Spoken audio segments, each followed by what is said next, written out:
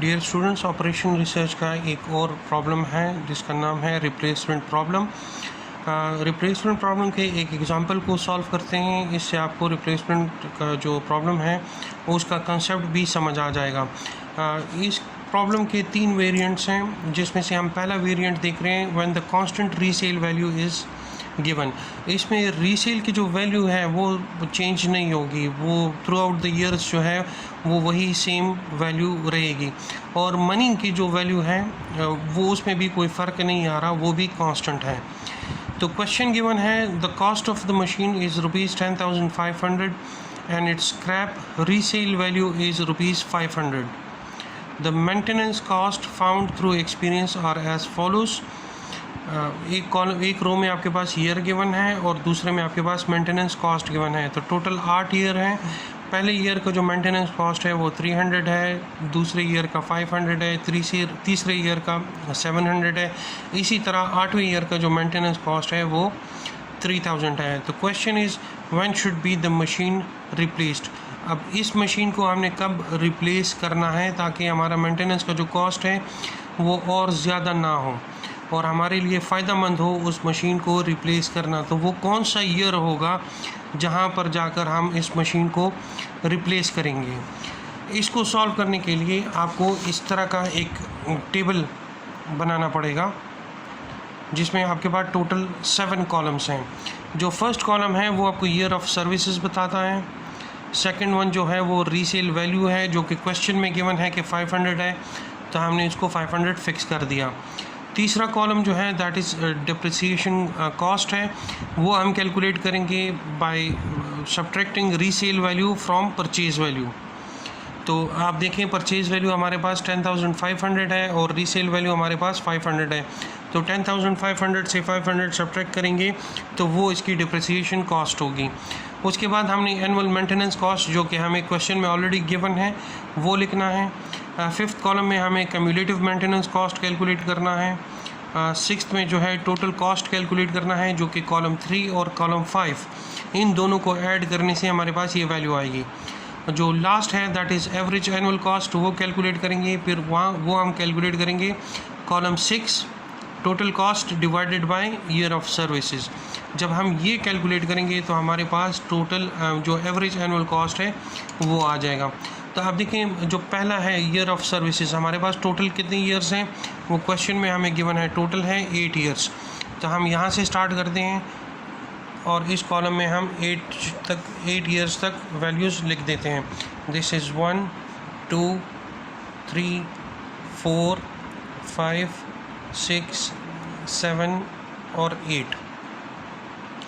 Resale value is 500, वो 500 तो इन तमाम में आएगा, उसमें कोई चेंजेस नहीं होंगी।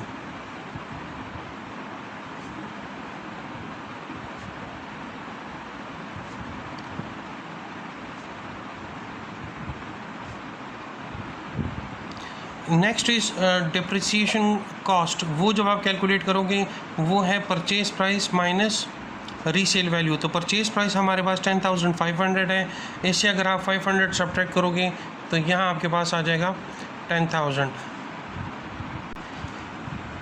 तो आप देखें आपके पास डिप्रिसिएशन कॉस्ट तमाम में 10,000 ही आएगी।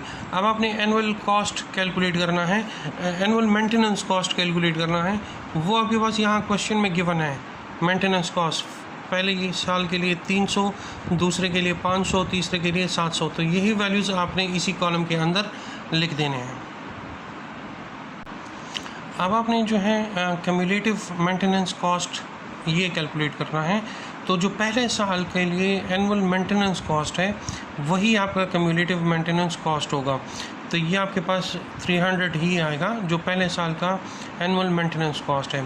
अगले साल के लिए जब आप कैलकुलेट करोगे इस 300 को आप ऐड करोगे इस 500 के साथ, 300 प्लस 500 तो ये आपके पास आ जाएगा 800, 800 प्लस 700 ये आ जाएगा आपके पास 1500, 1500 प्लस 1000 ये आ जाएगा 2500,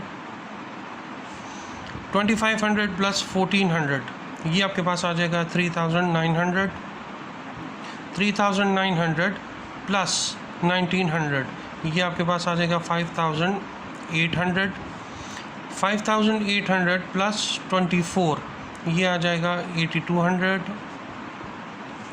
और 8200 प्लस 3000 ये आ जाएगा 1100, 2000। उसके बाद आपने कैलकुलेट करना है टोटल कॉस्ट, वो है कॉलम 3 प्लस कॉलम 5। तो कॉलम 3 इज़ डिप्रिसिएशन कॉस्ट और कॉलम 5 आपके पास है क्यूमुलेटिव मेंटेनेंस कॉस्ट। इनको आप ऐड करोगे तो आपके पास ये वैल्यू आ जाएगी। तो पहली वैल्यू आएगी that will be 10,300, next is 10,800, next is 11,500, 12,500, 13,900, 15,800, 18,200, और ये आपके पास आ जाएगा 21,200। उसके बाद आप एवरेज एनुअल कॉस्ट कैलकुलेट करोगे। तो एवरेज एनुअल कॉस्ट कैसे कैलकुलेट होगा? Column 6 total cost divided by column 1। Column 1 is number of years. तो 10,300 डिवाइडेड बाय 1, तो ये आ जाएगा 10,300। 10,800 डिवाइडेड बाय 2 ये आ जाएगा 5,400। 11,500 डिवाइडेड बाय 3 तो ये आ जाएगा 3,833। इसी तरह ये तमाम वैल्यूज़ आपके पास 3,125, 2,780, 2,633, 2,600 और 2,650 ये आपके पास आ जाएगा। अब आपने क्या करना है, आपने ये जो 7th कॉलम आपने आइडेंटिफाई किया, 7th कॉलम, अब आपने इसमें देखना है कि इसमें सबसे मिनिमम वैल्यू कहाँ पर है। तो देखें इस पूरे कॉलम में सबसे मिनिमम वैल्यू आपके पास 2600 है, 2600।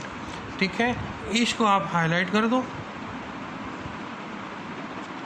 ये जो सेल है जिसमें वैल्यू आ रही है 2600, और ये देखें ये कौन से ईयर में आपके पास आ रही है? 7th ईयर में, इस ईयर में आ रही है आपके पास। दैट मीन्स कि आपने जो ये मशीन परचेज़ की है उसको at the end of 7th year अगर आप रीसेल करोगे, रिप्लेस करोगे, तो आपको फ़ायदा होगा। अगर इससे पहले या 7th ईयर से पहले या 7th ईयर के बाद अगर आप इसको रिप्लेस करोगे तो उसमें आपको नुकसान है और नुकसान बढ़ता जाएगा। ठीक है जी।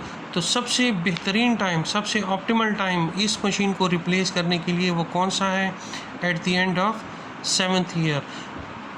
आई होप इससे आपको रिप्लेसमेंट प्रॉब्लम का थोड़ा सा कॉन्सेप्ट क्लियर होगा।